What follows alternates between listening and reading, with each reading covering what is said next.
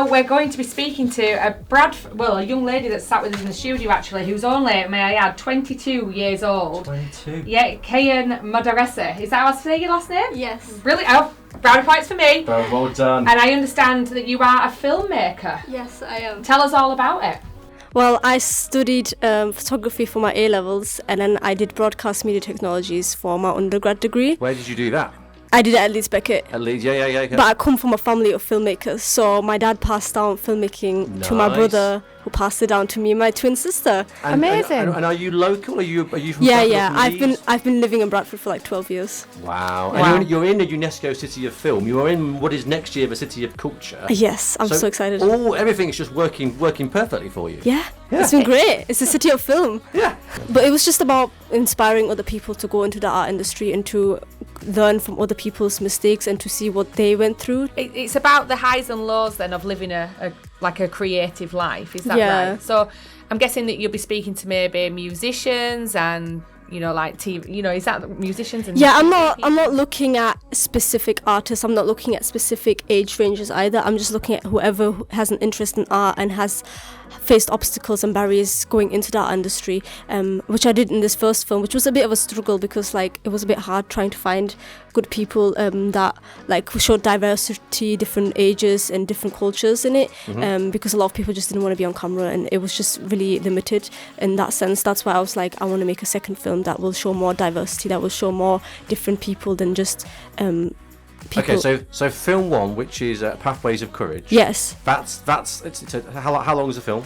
12 minutes. 12 minutes. That's made. That's in the can, as they say in Bradford City of Film. It's in the can, and that's available to be shown at film festivals and things. Yeah. What's the next film going to be called? Oh, it's not been confirmed yet. I just wanted to announce it so that people can come forward beforehand because I struggled finding people. So what's the theme of what sort of people are you looking for? Are Artists, you looking for again. nearly 50-year-old DJs, middle-aged white men who like to move fade up and down? Is that what you're looking for? Is that the target? I mean, if they want to be in it, whoever is an artist and classes themselves as an artist, they can be in it. They don't have to do a specific art form. I had musicians in my film. I had a dancer in my film. I had an instrumental musician in my film. So it's already been showcased at the University of Bradford then? Yes. Yeah. Since April. And was that a really good success then? Yes. How did you feel? Because it was my very first ever launch and it was my first film that I ever made on my own.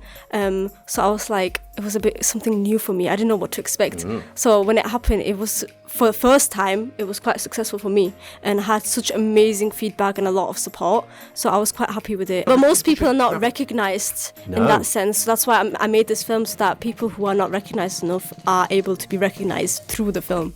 And do you have problems, because a lot of people don't like to admit that they've had struggles. I find that in Bradford, and the North, really, they don't like to admit that, they might be failing at anything or they haven't quite conquered something. That's unrealistic to me. That's why I wanted to make the film. I wanted people to relate to it, to be able to say, yeah, I relate to this, so that I'm not the only one going through it. Yeah, exactly.